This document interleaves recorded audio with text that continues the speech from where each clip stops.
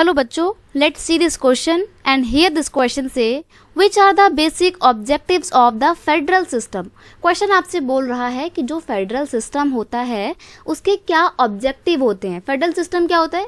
ऐसा सिस्टम जहाँ पे पावर जो होती है वो अलग अलग ग्रुप्स के बीच में, अलग अलग लेवल ऑफ गवर्नमेंट के बीच में डिवाइडेड होती है, तो वो होता है फेडरल सिस्टम। अभी जो फेडरल सिस्टम इंडिया में बनाया गया है इसके क्या उद्देश्य हैं, क्या ऑब्जेक्टिव हैं?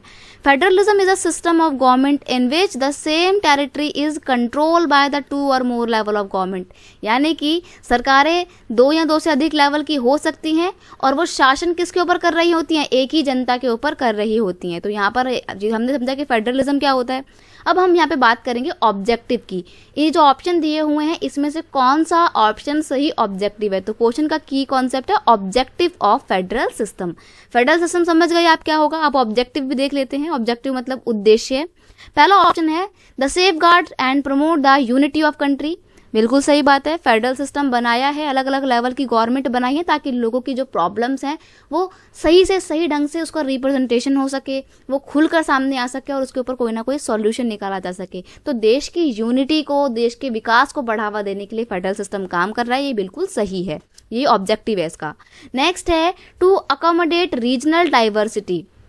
जो रीजनल डाइवर्सिटी है उनको अकोमोडेट करना, मतलब जो अलग अलग विविधताएं पूरे इंडिया में पाई जाती हैं। जैसे कि इंडिया में तो बहुत ज़्यादा विविधताएं हैं, अलग अलग धर्म के, जाति के और दिखावे, अलग अलग कल्चर को मानने वाले लोग रहते हैं। तो ऐसे में अलग अलग रीजनल डिस्पैरिटी को एक साथ मिलजुल कर रहने में भी मदद करता है फेडरल सिस्टम।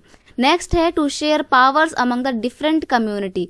अलग अलग कम्युनिटी के बीच में पावर को शेयर करने का काम करता है, या बोथ ए एंड बी। तो देखो यहाँ पर ना आपका ऑप्शन 4 बिल्कुल सही हो जाएगा कि बोथ ए एंड बी, यानी कि फर्स्ट एंड सेकंड आपका बिल्कुल सही है।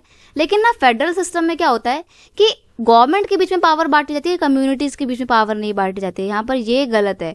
To share power among different government अगर ये बोलता ना तो हम इसको सही कर देते, लेकिन इसने कम्युनिटी बोला है ना, इसलिए यहाँ पर ये गलती कर गया है।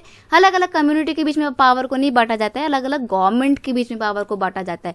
तो ऑप्शन 4 यहाँ पर बिल्कुल सही ऑब्जेक्टिव को दिखाता है फेडरलिज्म के। तो आपको ऑप्शन 4 पे टिक करना है। I hope you understand it well. Best of luck.